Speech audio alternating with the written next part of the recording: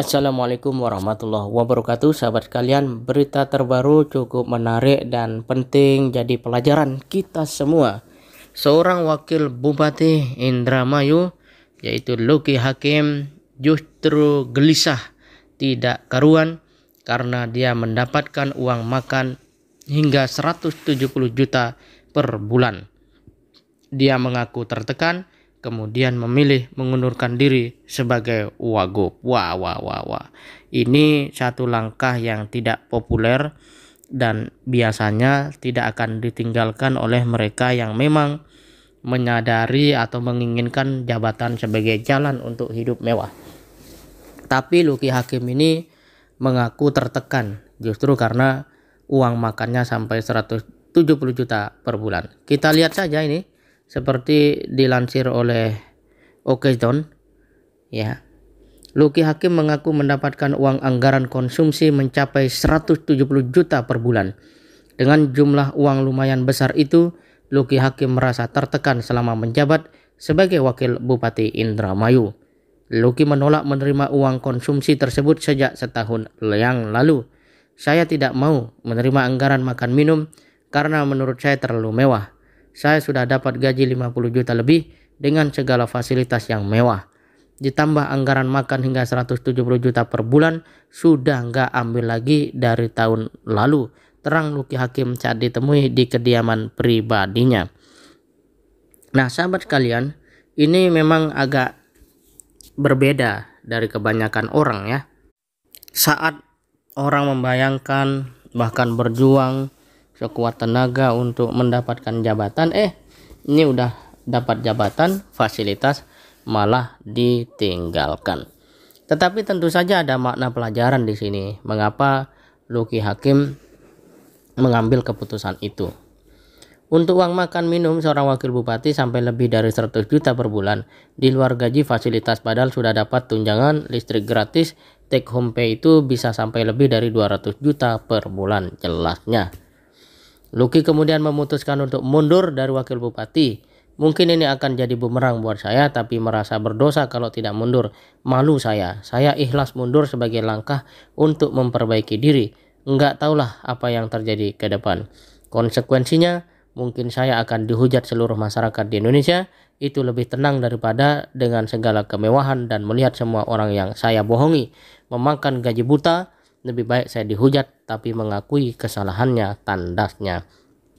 Ini memang satu fenomena yang tidak umum, tidak populer, tapi kita bisa mengambil pelajaran bahwa ternyata masih ada politisi yang memiliki satu kesadaran jernih tentang bagaimana sikap yang harus diutamakan ketika mengemban amanah sebagai pemimpin masyarakat. Cara-cara yang ditempuh Luki Hakim ini memang menjadi satu hal yang mengejutkan ya. Orang pasti berpikir kok bisa mengambil keputusan seperti itu gitu ya.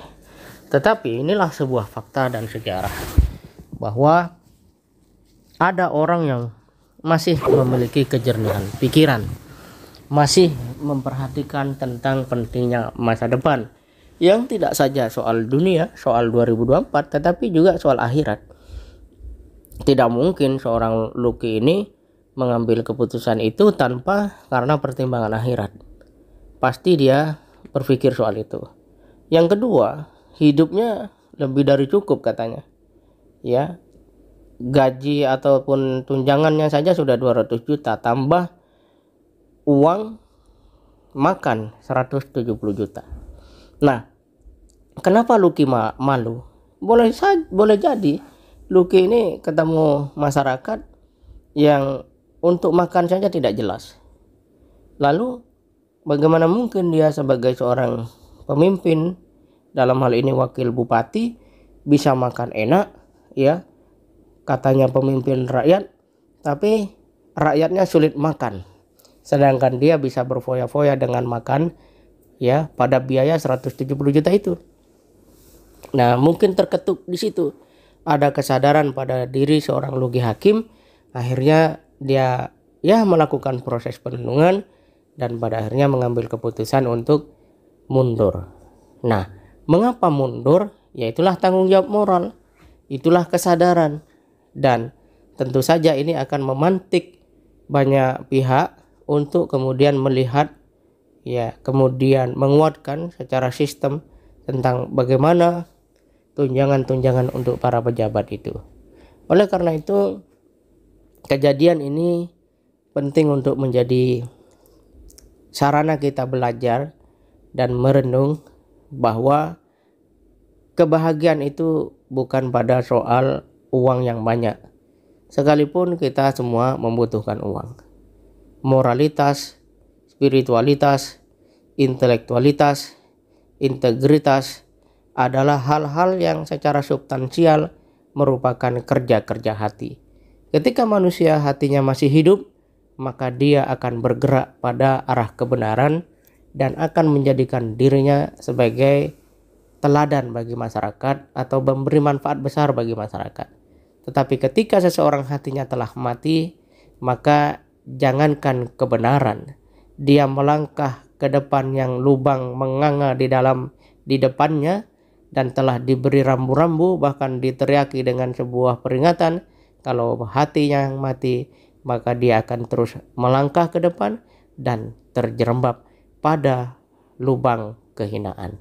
Nah, sepertinya Wakil Bupati Indramayu menyadari itu, kemudian dia memilih. Ini satu fakta yang sangat memiliki nilai pelajaran penting bagi kita semua. Semoga bermanfaat. Assalamualaikum warahmatullahi wabarakatuh.